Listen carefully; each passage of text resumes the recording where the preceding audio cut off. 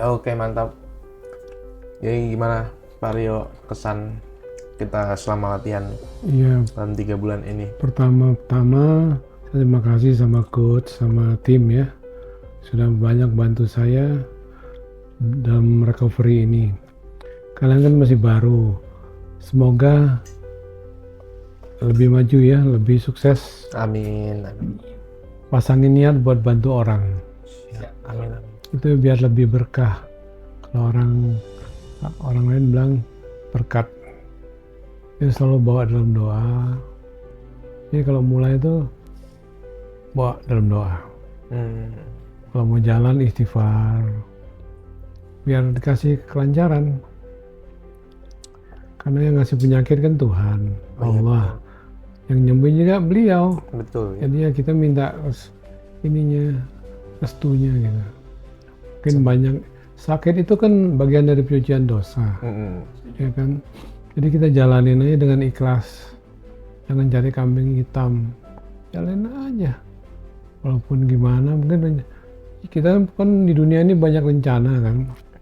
Cuman rencana Tuhan tuh lebih benar. Kalau kita kan duniawi kan. Tuhan mah membolak-balikan tangan aja yang mudah ya. Iya. Nah sih. Kayak orang benci sama kita biarin aja, yang penting kita jangan benci sama orang. Betul. Putih hati. Emang gampang ngomongnya, berat jalanin. Karena kita manusia biasa kan. Betul. Cuman pasti dikasih jalannya kok. Ada coach Ovin, terus ada BJS. Oh ya JS ya. Ya kan, ya kita jalanin aja. Pasti kok ini. Karena hidup itu kan tabur tuai kan. Apa yang kita tabur ya kita tuai. Betul. Setuju. Iya, lo nyusahin orang, lo juga akan disusahin. Kayak saya pas jatuh di Bandung kan, saya nggak tahu kalau yang jaga kos itu temannya supir ambulan. Sementara adik ipar saya yang nelpon rumah sakit ini bilangnya ambulannya nggak ada. Pilihannya sekali telepon, lo kesini, ada mobil, ada. Itu siapa ininya? Jalan Tuhan. Nggak terprediksi. Ya banyak lah kelebihan, kebesarannya tuh. Cuman kita kadang-kadang nggak bisa ngelihat aja. Kalau boleh tahu, awal mula Pak Rio ini, Pak Rio boleh jelasin nggak sakit apa? Saya pikir hipertensi ya. Awalnya. Karena saya kan pernah dibelah kan kepalanya. Oh iya? Iya, stroke pertama. Nah itu di rumah sakit Harapan Fatmawati. Itu setelah dibelah itu, saya 3 bulan tuh nggak sadar. 3 bulan nggak sadar? Nggak sadar. Iya. Bukan koma. Nggak sadar, pokoknya obat penenang aja. Oh, dikomakan ibaratnya. Iya. Gitu ya. Cuma saya sadar kalau yang datang Arman, Bujana gitu. Jadi kalau yang datang saya bacain nama kecilnya. Kita ngobrol gitu. Cuman ini pengaruh obat bius. Iya kan? Nah pas selesai dari situ, saya sehat. Nggak kayak gini, nggak susah jalan. Saya jalan normal. Masih bisa jalan ya. Kayak dikasih tongkat biar inilah. Kalau di Islam kan itu sunnah kan. Tongkat tuh di atas 40. Saya pakai itu. Nah pas saya di Malang, saya setelah pisah saya pindah ke Malang. Karena di sana kan banyak kerjaan saya yang tertunda tuh. Datang ke sana, teman saya yang partner saya tuh lagi bermasalah lah sama soal keuangan. Jadi saya bantu dia berangkat ke Bandung. Ada funder. Nah di situ saya karena udah lama gak ke Bandung, dapat tempat kos yang bagus tapi mahal. Bagus tapi mahal, wajar Pak? Iya, price never lies kan. Ya. Harga nggak bohong. Betul. Nah, saya cari yang murahan, setengahnya. Dapat lantai 2. Cuman jemurannya lantai 5. Nah, Gimana? jemurannya lantai 5. Nah, kamar lantai 2, jemurannya lantai 5. Dan tangganya tangga darurat gitu. Waduh. Iya, itu hari Jumat tuh saya inget tuh. Saya kan kalau malam kan tahajud, subuh saya sambil ngerendam ini baju kan, anak kos biasa lah. Nah setelah ini siang saya bangun, saya peres, jemur ini ke atas. Terus pas mau Jumatan saya habis mandi, saya mau wudhu. Situ saya jatuh. Oh, jatuh. Jatuh. Pas mau Cuman jatuhnya nggak jatuh yang kepala dulu, terduduk gitu. tulang ekor. Pandangan langsung Enggak. hitam gitu Pak ya? Nggak. Enggak juga. Kalau yang pertama iya. Oh. Jadi hitam dan ini merahnya. Merah. Apa kayak Putih. Tersudut gitu ya? kayak- Pandangan, kayak kacamata gitu. kayak anak kecil belajar nulis tuh yang itu tuh merah, sebenarnya itu gelap. Blackout. Blackout. Oke. Tapi yang kedua enggak? Kedua enggak, saya sadar, cuman nggak bisa bergerak. Kedua. Ini yang kedua nih. Ini stroke Ini kedua. stroke kedua. Berarti Pertama iya. kayak yang tadi Stroke gara-gara pertama itu yang tadi di jatuh awal. Dibuka, bukan? Itu yang kedua. Bukan. Oke. Yang pertama yang dibuka kepala saya tuh. Jadi dikasih selang, di bypass sampai sekarang nih ke sini, buang ke kantong Hipertensi, semih. itu yang pertama hipertensi. Jadi apa? Cuman saya nggak merasa apa ya. Kayak gini nih penderitaan yang kedua ini emang berat kan? Makin Stroke banyak kedua biasanya tuh makin berat. harus ngelewatin terapi apa segala. Dulu nggak ada, saya jalan aja. Terus apa pas di Bandung itu saya jatuh nggak pakai apa-apa. Saya ini untung masih bisa digerakin ya. Saya cari HP, dapat, saya ngesot lah. Dapat, saya telepon Pak Rudi yang jaga kos. Datang dia. Tolong ya. Iya, tolong teleponin ini. Dia telepon. Tolong tutupin saya dulu.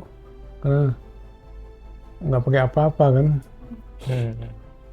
Teleponin adek, Rizka, Bu Rizka. Kebetulan suaminya masih di Bandung. Lagi ada rapat. Datang suaminya. Cari alamat saya, di situ dia ngurus kan. Rumah sakit, ambulan. Nggak dapet. Nah yang jaga kos itu temennya supirnya ambulan Hasan Sadikin. Langsung datang. Langsung saya dibawa ke ini, digotong pakai kain batik yang ini mayat itu, nutupin mayat itu. Bedong yang buat bedong itu bukan Iya. yang panjang itu kan? Iya. Jarik bukan sih Pak bahasanya? Iya, Jarik. jarit karena saya tinggi kan. Iya.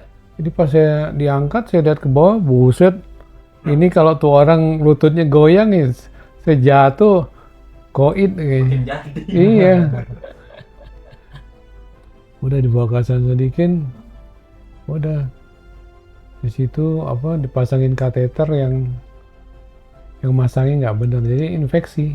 Yang masak minum nggak benar. Heeh. Kita ganti rugi dong. Enggak Ah. bisa. Nggak bisa ya. Mana rumah sakit mana bisa sih Nggak kayak gitu. bisa. Mal praktek kayak apa juga nggak bisa. Gitu. Udah tanda tangan. Nggak ada kejadian yang ini. Kita ngirim email aja diperkarain, nggak boleh rumah sakit tuh. Tapi habis yang kedua itu berarti Pak Rio sadar gitu, nggak sakit, nggak bisa gerakin badannya itu. Sadar, nggak bisa apa-apa. Jadi saya dikasih pamper saja sama ini. Apapun nggak bisa digerakin Pak. Nggak bisa, tangan kanan aja. Tangan kanan aja. Heeh. Tapi waktu itu siapa yang ngasih tahu Bapak kayak ini ke visio aja nih gitu, nggak ada yang ngasih Bu tahu? Rizka. Oh Bu Rizka. Karena pas adik saya datang kan berhenti sama suaminya Chris, dia bilang bawa ke Jakarta aja. Pas di sini langsung dibawa ke Rumah Sakit Islam Jakarta, dirawat 5 hari karena saya pengen tahu saya tuh secara klinis tuh dinyatakan sembuh gitu. Secara klinis. Oke. Jangan cuman apa asumsi. Nah setelah dapat itu saya suruh kontrol kan, dokter jantung, dokter saraf, dokter dalam, tak apalah. Ada 4 dokter, sekarang tinggal 2, saraf sama jantung. Cuman ini ngasih obat doang sih ininya. Nggak ada pelatihan gitu kan? Dikasih sama dia fisioterapi, saya bilang nggak, saya udah punya, saya bilang. Iya. Itu berarti udah kenal terapis dong? Udah jalan sama Bang Ovin. Udah sama Bang Ovi. Saya bilang ngapain ke sana kan perlu waktu kan, perlu mobil, ngapain. Iya. Bang Ovin dan saya cocok kan sama beliau. Jodoh.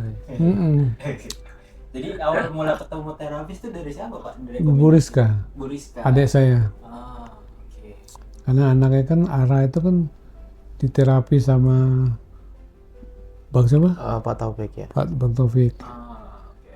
Iya, Dari Pak terapi Taufik, juga ya? Pak Taufik, Iya. istrinya Bu Rini, suaminya Bu Rini. Oh, suaminya Bu Rini. Suaminya Bu Rini, OT. Oh, teh. Hmm. Oh, oke. Iya. Itu udah. Situlah Ya. pertemuan. Bang Ovin tau lah gimana perjalanannya. Iya, Dari itu. nggak bisa apa-apa. Bulan pertama gimana tuh Pak progresnya Pak kalau boleh tahu? Saya sendiri lupa ya. Oh, Cuman Bang Ovin yang gimana tuh ingin. jelasin gitu. Memang Pak Rini dari awal kondisi masih lemah, Lemah. masih baring ya, baring di kasur aja. Hmm. Ya, sedia oksigen juga kan buat jaga-jaga Vario juga.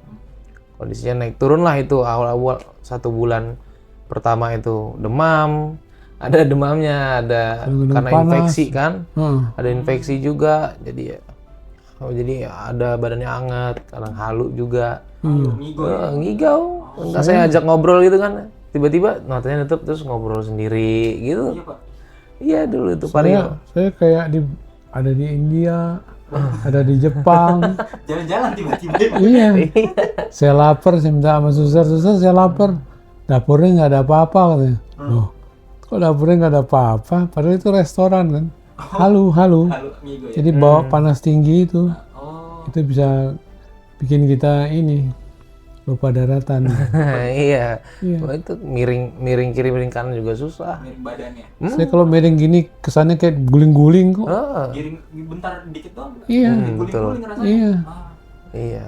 Kalau di lab sama suster itu kan miring gini Pak, dia bilang.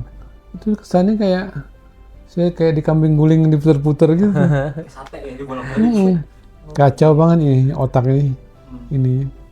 Terus bisa sampai berdiri itu gimana Pak? Ya, beliau yang nuntun kan. Iya. Saya juga karena saya ini sebenarnya udah tunggu di Malang, banyak kerjaan yang harus saya ini, makanya motivasi saya tuh buat sembuh tuh tinggi. Iya. Karena itu buat saya vitamin sih. Mindset jadi Iya. doktrin ya. Iya. Doktrin positif. Dan di samping itu kan ya saya kan pengen mandiri, nggak tergantung suster. Ya pengen normal lah. Ya dulu lagi ya Pak. Sampai kapan kita tiduran enakan gitu. It's not my life gitu. Kita kan orang perantauan kan. Pengennya apa-apa tuh mandiri. Di Malang sih saya hidupnya teratur. Makan teratur jam 10. Tidur juga. Iya, nggak pernah begadang. Nggak pernah begadang. Cuma pas di Bandung itu tuh. Kenapa pilih terapis jadi fisioterapi Bapak? Itu semua kadarullah kalau orang Islam bilang. Rulah. Kadarullah. Kadarullah itu jalan Allah ya. Ya. Beliau bisa datang ke sini itu jalan Tuhan. Saya nggak kenal sama beliau. Cuman ya Allah yang kenalin. Karena saya cocok sama beliau, ininya pas sama ini saya. Dan saya sadar kalau dalam kasus saya gini nih harus ada terapis. Saya nggak mau bisa jalan tapi ngaco, ngesot gitu.